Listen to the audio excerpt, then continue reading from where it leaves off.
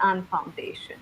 She has developed several business systems under business transformation and spearheaded business risk management for operations in multiple countries, including Singapore, Malaysia, Thailand, Indonesia, and Japan.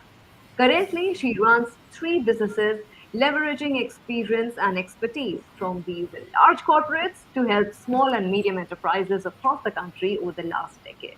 As the founder, director, and COO of India SME Accelerator Network, a business growth accelerator for MSMEs in India, she has been catalyzing the growth journey of thousands of MSMEs over the years through digital transformation, access to finance, access to markets, and strategic growth of businesses. So let's embark on this journey of exploration together, diving into the realms of creativity, collaboration, and technological advancements. Over to you, Shalini. Thank you very much for that rather very generous introduction, I'd say. It's a pleasure coming back and meeting MSMEs on this platform. Thanks a lot to HT Mint and Lenovo partners who made this possible. And you've given me a rather interesting topic, I must say. Fostering innovation in a collaborative IT culture. There's a lot that this topic can actually hold, and I've been given 30 minutes. I'm going to try and do some good justice to this time on hand. Let me just quickly bring up my presentation, please.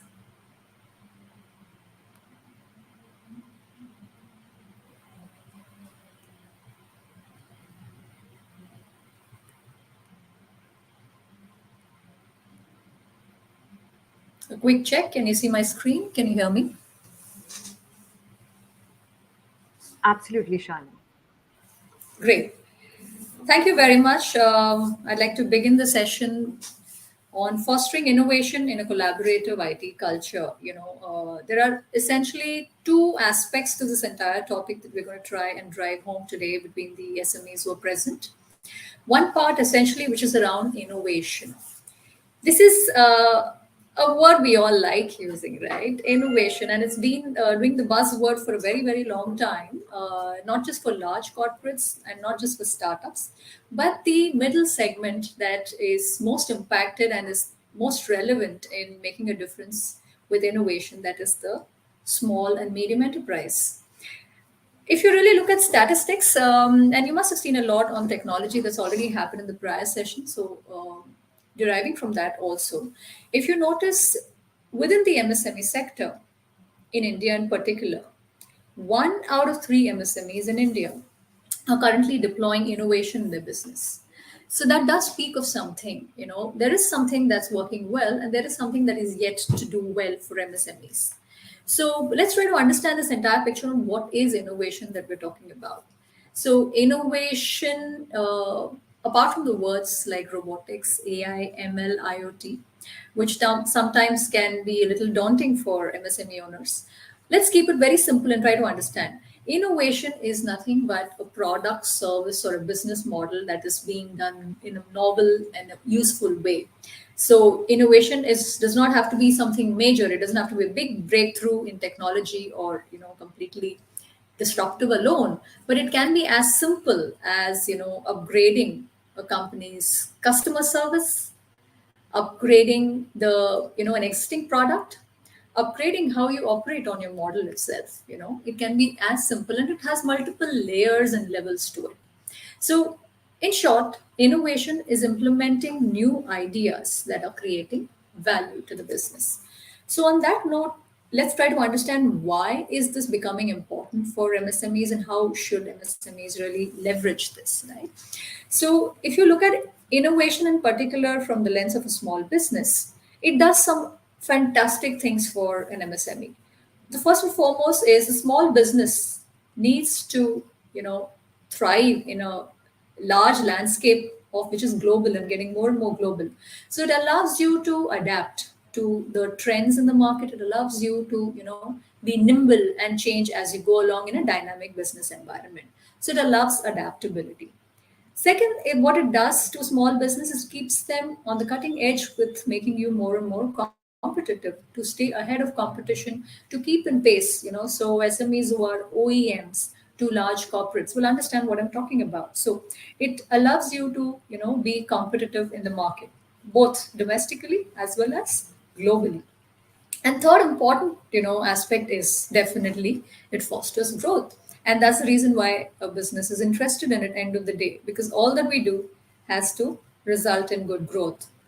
So this is something that McKinsey has found it through their research.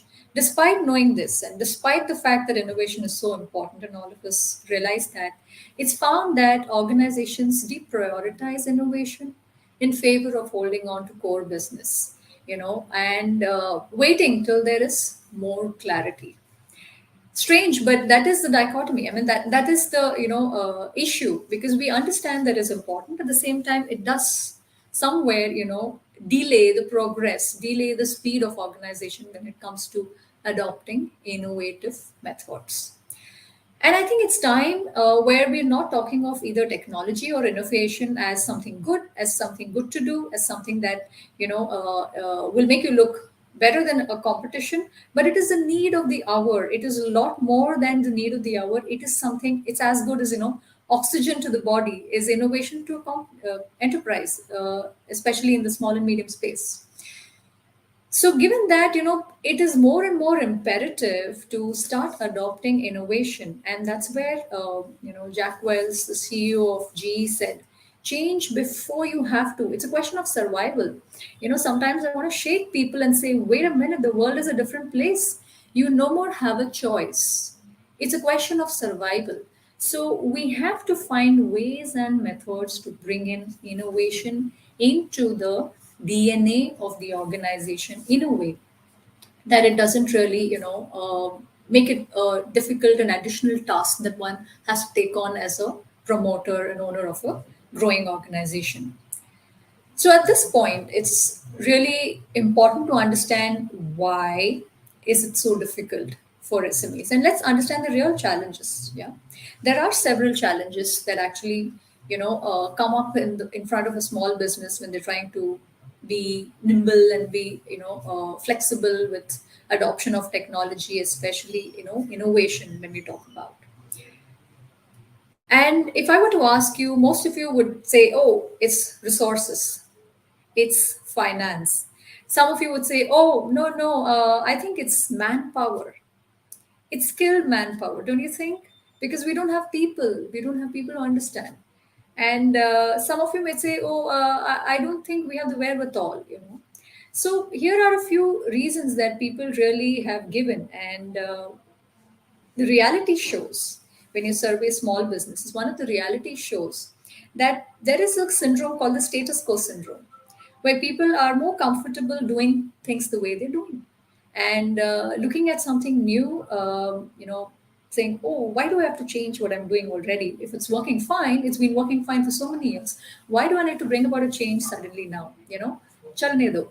This kind of a status quo syndrome is something that keeps a lot of businesses going, and that's just one reason they're not, moving a different way. Another set of data points out to the fact where the owner says, I'm technologically challenged. And trust me, this is a very big factor when it comes to innovation. I've seen a lot of enterprises that have actually hired good CTOs, CIOs, and some of you would be here in the participants as well, and you can resonate with what I'm saying. You have enterprises that have kind of tried to build an IT department or IT resource in the company, so to say. Yet they are not able to do justice to the role. They're not able to do justice to the function. They're not able to do enough justice to the investment in that entire function, because the owner promoter is somewhere technologically challenged and is unable to appreciate and visualize what's coming forward with a technological advancement or an innovative idea that is being brought forward. This is very powerful, sad but true. Another area that comes out as data is the fear of unknown, and this I say collectively for an enterprise, not just for the owner, but it's actually the fear of the unknown for the organization as a whole. Saying, "Oh, we don't know how this is going to be. We don't know how this might land up. So why take a chance?" This also leads to the second important point, which data points to, is the fear of failure. By fear of failure, we refer to, enterprises who have burnt their fingers by trying to take on something new, by trying to do something new, and have not succeeded. So typically, it's like, I have made changes, I have gone ahead and done something, it's not worked well for us, we don't want to do this again. So this is a big deterrent to innovation. This is a big deterrent to, doing something different. And if you really look at all these points that we're talking about right now, there is a certain common theme that is emerging from all of this, and it would collectively refer to, what is the mindset of the entrepreneur or the promoter. So collectively, data is suggesting that the biggest hurdle and deterrent to innovation happening in the small and medium enterprise segment as a whole is nothing but the mindset of the entrepreneur, despite several other factors which also exist. But this is emerging as one of the top most. And to help you a little bit on this, I'd like to, give you a comparative parlance. I don't know if some of you here have read the book called The Mindset of a Rocket Scientist. So with ISRO in right in the middle of news and everybody seeing the launch of Chandrayaan 3, etc., if you were to really think about how they function, imagine if they function with this mindset, where would we land? Nowhere close to the moon. So this mindset, it's an interesting book. I suggest you all read. It's by Ozan Barol, author. What it basically says is that if you are to look at the various aspects of, what we deal with as a business entrepreneur, and I'm going to just use four quadrants that are typically used, which is the known known, the known unknown, the unknown known, and the unknown unknown. So if you look at these four quadrants typically, he suggests that we as entrepreneurs, and typically the rocket scientists, operate in the zone of the unknown known, which means we are really operating in a zone where we're saying that we know there is something out there. We don't know enough about it, but we are, heading for it. And that's the power of that entire perspective, which the mindset of an entrepreneur should operate like a rocket scientist. When you do that as an entrepreneur, you're essentially telling your business, you're essentially setting the stage for your business to be able to do things that can change the way you as a business operate. Because that mindset is unleashing a lot more by removing the inherent fear from you as an entrepreneur and therefore the culture of the organization. The entire culture of your organization is a reasonable representation of the owner promoter himself or herself. So I would really like urge you to dwell a little more on this particular aspect, because the mindset of an entrepreneur is extremely powerful. So, with that having said, and Steve Jobs also saying innovation distinguishes between a leader and a follower. So, who do you want to be is a choice that we need to make when it comes to driving a small and medium enterprise that is really looking for exponential growth, that is really looking to become a mid market enterprise and then a large corporate for the country. So these are some evident benefits of what innovation can do. So innovation, end of the day, drives growth. And in what way? So firstly, innovation is, bringing in new ideas. It's bringing new technology, systems, efficiencies, and processes that are developed and applied and deployed into business. These can result largely into enhanced productivity, which is innovation leading to increased productivity in terms of the tonnage, in terms of the efficiency of the manpower on ground, whether you're in the services sector or whether you're in the manufacturing sector. It develops systems and processes that lead to greater output, so with the same input, and that is where the efficiency comes in, that is where the productivity comes in for a business. And all of this eventually leads into better growth. So your top line is improving when you're deploying successful innovations. So there are more processes and systems which are in place to back up the increased goods and services that you're producing. And it attracts better talent leading to better business at the top line. With an enhanced top line, you're also talking of enhanced bottom line, which is the profitability. So there is a growth in business and of operations, and which is leading to better profitability when it is deployed successfully, deployed systematically, and deployed well. So innovation has multiple facets to it to lead to good growth and profitability. One is, of course, the idea alone, and second is the deployment, and the third is ability to adapt the innovation to what the market needs and what the business needs. So when you do all of these aspects well, then the business growth and profitability become more and more evident. So, with this, let's try to understand what are the various categories of innovation that a business typically guns for or can look towards. So, there are two standard categories that people talk of, and I've just brought that forward here for you. One is the aspect of, so if you look at the graph with performance on one axis and time on the other axis, you have certain innovations that are disruptive, definitely using certain technology and new ways to disrupt the market from where you are, moving into a completely different paradigm of business that you're operating in. And second, category is the one that's called sustaining innovation. So by that, what we mean is leveraging technology and advances to sustain existing markets, existing set of operations that you're doing. You're optimizing, you are improvising, and you're able to deliver more and better. So these are doing two different jobs for you as an enterprise, and the role that they play are distinct.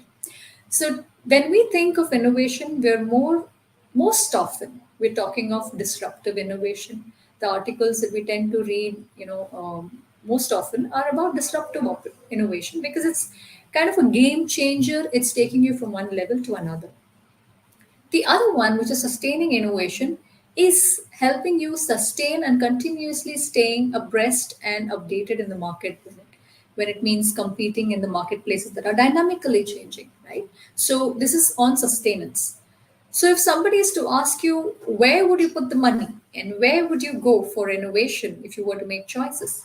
Most people would talk of disruptive innovation. But I would recommend that you need to do both as an enterprise. It's important to be disruptive. At the same time, it's important to sustain what you're doing good. And you need innovation to sustain what you're doing good because times change, but your solutions cannot remain outdated. So you need a good play of sustaining innovation on one hand and a good play of disruptive innovation coming in time to time within your business so that you are able to have an interplay of both of these for continuous evolution and continuous enhancement and continuous transformation of the enterprise. So I'd really urge CIOs and CTOs here as well as promoters here to try and embed this philosophy well within your business where you're bringing in sustaining innovation as well as disruptive innovation into the very objective of how you are designing your business goals. So when you sit down at the start of the year and set out business goals, how many of you are able to bring this onto the table and put it into the objectives? That could be a defining factor as to how you will deploy innovation into your businesses through the year to achieve your goals and also define newer goals for yourself through the year. So, with that, I think I'd like to move to another important aspect, of innovation leading into the culture of the organization, which is the second part of what we're talking of.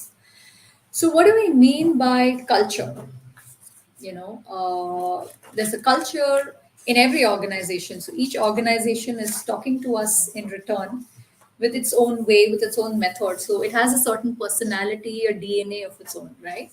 So what is the culture of an organization that you possess? So if you really think back and look at it, what is culture? It's essentially nothing but a set of or a collection of values, collection of behaviors, expectations, attitudes, and practices that are really deployed on ground within the organization.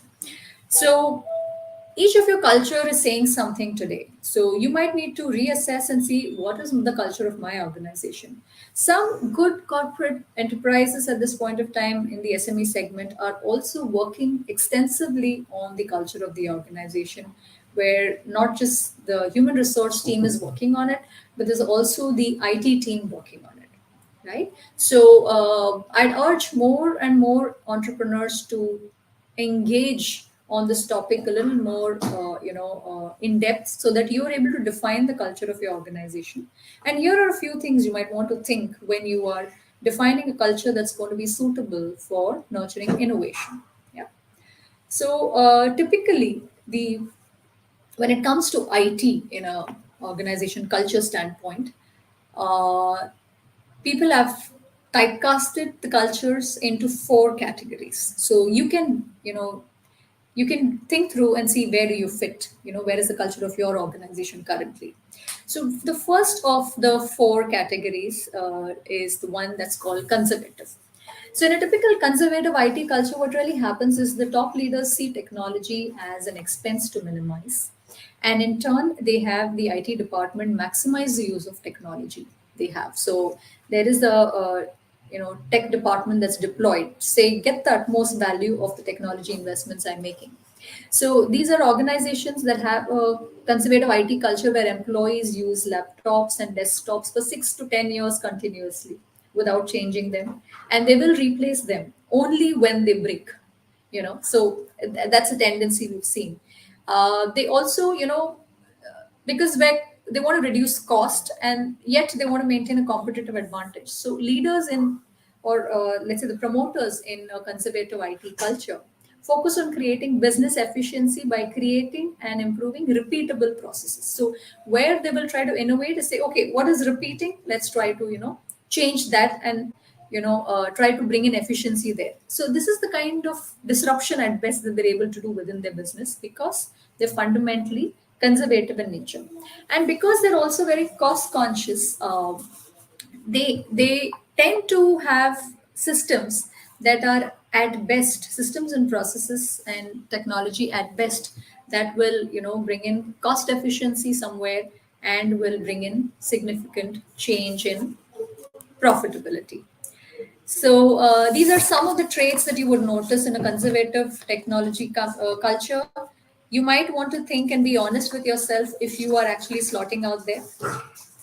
Amongst the SMEs that we have spoken to, at least 1,000 of them, we have noticed that close to 70% to 75% sit in this bucket at this point of time, where they are in a conservative IT culture. The second nature and culture, IT culture, that is found is one that's moderate. And we're glad that more and more people have moved into this segment. I would say more since COVID, right? People have moved into this where they're realizing the role of innovation that has to be driven, but they are very conscious of the advantage that is going to come out of this. So while they prioritize cost management, occasionally they will invest in new technology. They will invest in new technology, but with a moderate culture, they will invest in automation only if it reduces, directly if it brings in cost in a short term. So if there is an ROI in the investment of technology, or if there is an ROI in the innovation that they are bringing about in whichever method, they will be very keen to see if the ROI is coming back in a year's time. And that's when they will be willing to make that investment. So they are definitely a moderate in that sense in culture. So you will see a lot of service firms, which industries tend to be moderate are services firms, who will typically tend to sit in this bucket of a moderate IT culture. The next type is the type which is called as aggressive IT culture. So you may want to check yourself on this one if you belong here. So let's see what are some of the characteristics of enterprises that sit in the aggressive IT culture, where they categorize technology spending as a key to moving forward. So they say that we have to invest in technology, we have to invest in latest systems and processes, latest laptops, latest cloud systems, latest AI that's available in the market that we can deploy, the latest of machine learning available enough, to deploy in our factories, latest software that's available to deploy, whether it's, in quality processes or, on the customer service front. Let's go ahead and deploy. They believe in adding automation, which frees up people. So their approach is to say, how can I free up my productivity of people so that they who are doing low value work can now start doing high value work. So I'm optimizing my resources by deploying technology. Although they are, willing to deploy developing technologies and developing systems and newer innovative processes, they will not invest in something purely based on hype or, saying this is the happening thing, so let's go in for it. These are leaders in aggressive IT culture who will investigate technology for what business advantage it will give them, and then they will deploy those technologies and innovative solutions in their business. So to that extent, they are aggressive. At the same time, they are, careful. So definitely they would be interested in looking at the benefit, because they also see technology as an advantage not just for business processes and for keeping it forward in competition. They also see it, justifying the regulatory frameworks, the compliance requirements that are needed to, stay ahead, and therefore they believe in technology and innovation. The last, of course, is the IT culture, which is called the leading edge culture. Characteristics of this, and you can see these companies stand apart. So these are cultures where technology spend is not looked at as a spend, it's looked at as an investment purely, because they understand, they see technology as a business driver, and they see innovation equally as a business driver. So they're less worried about processes, optimization, they're less worried about costs, but knowing that they know they will figure it out, how to get it, with time. So they will figure it out with time. They are, in that sense, extremely aggressive about deploying technology because they see purpose. They see that they're going to become cutting edge. They see a larger vision with the deployment of the innovation and technology we're talking about. So these are set of companies. So who would these companies be? What are the kind of industries where you would see? These are fundamentally, SME enterprises which are tech driven and are, completely based on technology as the backbone to their entire business process. They are the ones who will definitely, go ahead in a cultural mode, which is leading edge IT culture. So, with that, for IT cultures defined, I'd like to come to my favorite, which I call the collaborative culture for innovation. So, this is the culture where technology, people, and processes come together to deliver innovation in a way that is complete value creation for business, which is both disruptive at the same time sustaining. It meets both business goals through the culture. So the interesting question is, yes, I think most of us would want to be, in this kind of an IT culture, which is fostering innovation, which is nurturing innovation in the long run, on both types of innovations, which is sustaining innovation as well as disruptive innovation. So let's try to understand what are the few things that one needs to do to be in this kind of an IT culture. Few simple steps, and we'll go, one by one, things that you need to do as a business owner. The first and foremost for a business owner is to be able to embrace innovation and creativity. What do I mean by this? You need to start looking at innovation and creativity as a catalyst to your business, right? The moment you look at it as a catalyst, it's going to change the entire way you're going to operate in business. It's going to change the way you structure your teams, you structure your organization, you structure your business goals. All of that will change the moment you start looking at innovation and creativity as catalyst for your business. This means that you would need to start not just encouraging your employees to cultivate and come up with new ideas, but you'll have to start building creativity as a competence amongst the people, and you'll have to ensure that you're working towards that as an HR goal. But beyond that, you'll have to start deploying systems and processes which are technology based within your organization. So it is both, in terms of technology, people, and processes. All of them you will have to embrace by making innovation and creativity as a catalyst for growth. And this will have to be in all the functions within the business, be it in sales, in the way you are reaching out to your customers, to, how do you market yourselves with the latest uh, technology platforms and social media, to how do you really produce using industry 4.0 benchmarks of smart manufacturing, to going all the way to deploying logistics, that is geo based logistics, to managing your inventory and books of accounts on cloud, and so on and so forth. So this is truly one of the things that one would need to do in terms of embracing innovation and creativity as number one. Number two, I would say, is forming collaborative teams. And to be able to do this, so by collaborative teams, we're talking about having people come across from different, backgrounds into teams that can work together, particularly on innovation.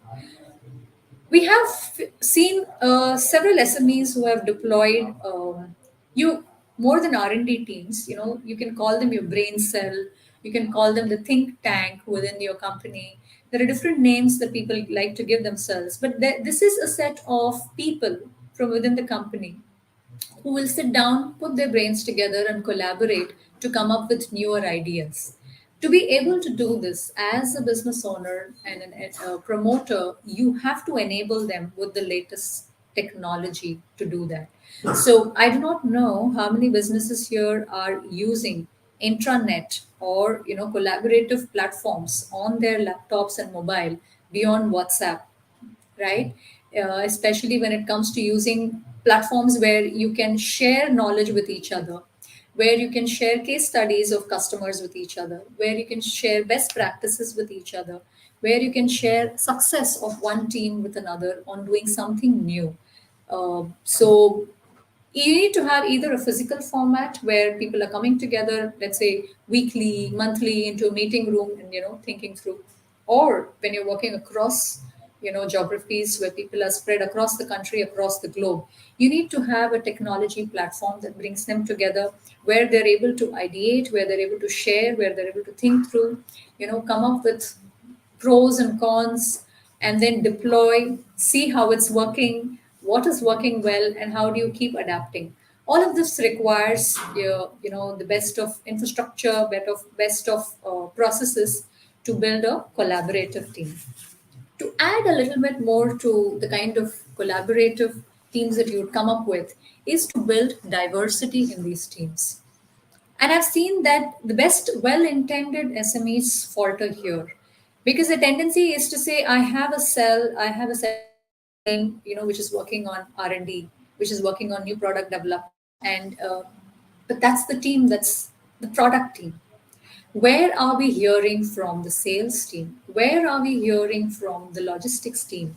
Where are we hearing from the inventory team? Where are we hearing from the factory team? Unless they're able to give you the inputs, your R&D team in silos will not be able to innovate with something. So it's very important when we build the innovation segment and we build these diverse groups, the collaboration has to be from people not just from cross functional teams, but also from different backgrounds. So we recommend that people have some really different mindset coming in, people of different age group. So if the age group of people who are working on the team is, let's say, your leadership team, you need to have people from the bottom of the pyramid of the organization who are youngies, geeks, non geeks, but they are the ones who are actually front ending. Bring them into the team. So diversity can come with age, diversity can come with gender, diversity can come with geography. So a lot of people bring in the exposure as a big factor and say that people who have the highest education, best education, go into these teams. But then what who are left behind are the tier 3, tier 4 kind of employees in the organization who have a very different thinking and mindset to bring in to talk about innovation. Their innovation can be as simple as improving customer experience on the phone, It can be as simple as, enhancing the delivery time of your product to the customer in a B2B segment. They can bring in the simplest of ideas to innovate on reducing cost on the shop floor when you're packing material from raw material, from semi-finished goods to the finished goods stage. These are places where we have seen some extremely innovative ideas come from the unexpected set of employees in the organization, and those innovations have significantly added value to the organization, both in terms of profitability and in terms of revenue. And sometimes we've also seen them come up with ideas which is completely disrupting the market and taking you to the next league of how you operate in the industry as a whole, and therefore you've gone ahead of competition. So diversity in the teams is extremely important for you to ensure within your organization. The next important point that I'd like to cover is around creative autonomy. This has repeatedly been an issue in small and medium businesses in India. And I'd say this for the reason that most of the owners are somewhere very controlling of the organization. So everything comes down and stops with the owner becoming the bottleneck. And again, it comes back to the mindset issue of the entrepreneur. No matter how many, well-employed people exist in the system, how much ever you invested in the right set of CIOs and CTOs, if we are not empowering them with the autonomy to take decisions on the go, to be able to, try out innovative methods and practices, if we are not giving them the autonomy to experiment, when will they fail and when will they do it right? So, for somebody to fail and succeed, it's very important to give them the autonomy, and therefore the decision making power of the entrepreneur has to enhance to give the creative autonomy. I think this is one of the interesting aspects of innovation in IT culture, and which people keep doing. And I would request and I would actually urge more and more companies to invest their time and effort doing this, which is continuous market study. What you're essentially doing here is on the go, on the run, keeping an eye on the competition, keeping an eye on the industry trends, keeping an eye, keeping yourself abreast of the latest technology developments coming in the way, not just in your industry, but in allied industries as well. And this continuous know how of you as the promoter as well as your leadership teams goes a long way in giving you information well in advance as to what's coming your way to your enterprise. Many enterprises have actually fallen behind and subsequently perished because they did not invest their time and effort here. Most innovations actually come out from here because you know your competition is lacking somewhere and you want to get the cutting edge on the competition, and therefore you innovate for what is lacking in competition, as an example. Many innovations come out from here when you understand that the real problem that your customer is facing is X, and you are actually fixing Y through your product. And if you manage to fix X, then your X and Y will exponentially give you returns with the customer. These are things, these are inputs that will come out with a continuous market study, and you need to invest your effort with the diverse teams and collaborative teams that we spoke about in working with the market continually to give you the inputs so that the R&D team and the tech team and the manufacturing teams can collectively come up with solutions that can take you to the next edge in leveraging your innovations. And last but not the least, of course, is the creativity in leadership, which is you. It's all about you. So, how do you harness you being the example for your entire enterprise in fostering innovation? So, first and foremost, is the tone that you set in the leadership meetings, in your annual meetings, in your monthly meetings, in your review meetings, as often as you get to engage with the people.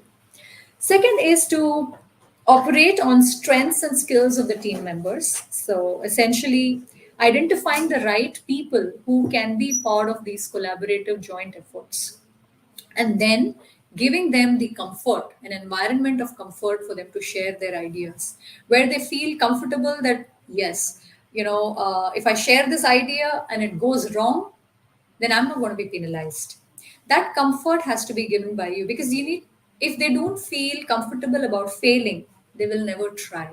So giving them the chance to experiment is from the environment of comfort that you will share with them. Of course, all of this ideation has to fructify into systems and processes enabled by you, which will result with deployment of the innovation. So, providing them all of that is something that you have to continually invest in, which would mean money and also in terms of time. So, being a part of making it a part of the goal of the leadership team. So, I do not know how many enterprises here have done this, but I truly urge you to start putting these into the key result areas and objective of the business for the year, and therefore the goal sheets of the leadership teams. Every year, we recommend that enterprises add one innovation from each leader, and that drills down all the way in the leadership hierarchy to the functional teams, and the collaborative teams that are set have to be continuously on the go. So they have to work on this objective. So, with this, a continuous culture of improvement will be set.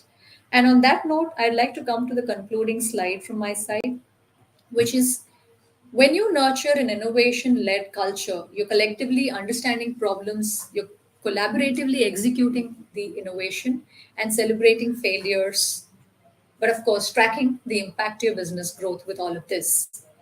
And this leads to increased employee engagement, enhanced teamwork, new and improved processes, definitely new products and services with new ways of thinking, and a constant pipeline of ideas that you have the advantage and you have the lever to deploy whenever you think they are appropriate for the market.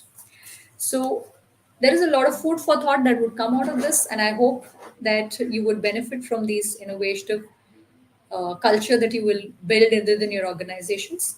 With that, I'm open to question and answers. Thank you so much, Shalini. It was indeed a very insightful presentation with a lot of takeaways, but I'm afraid we have overshot the time limit. So, there are two questions. I would request you to briefly answer them as there is another session which is coming up. So, the first question which we have come across is what are the principles and practices of responsible technology adoption in alignment with digital ethics, and how can organization instill these values in their IT culture and decision making processes? Wow. So that's a long question. I'll try to pick up. I think when it comes to ethics, there is a lot that can be said. But I think the most important is the way you deal with the entire innovation and the data that goes behind it, right? So when you're driving any kind of technological advancement, the piece on data privacy, and there is a law also coming ahead, and you might have touched upon this in some other sessions. So people have to be aware of how they are dealing with it, and therefore whatever you do represents the ethics of the business. So I urge that you don't cross the line anywhere as businesses in trying to do something disruptive and different. Yeah. Right.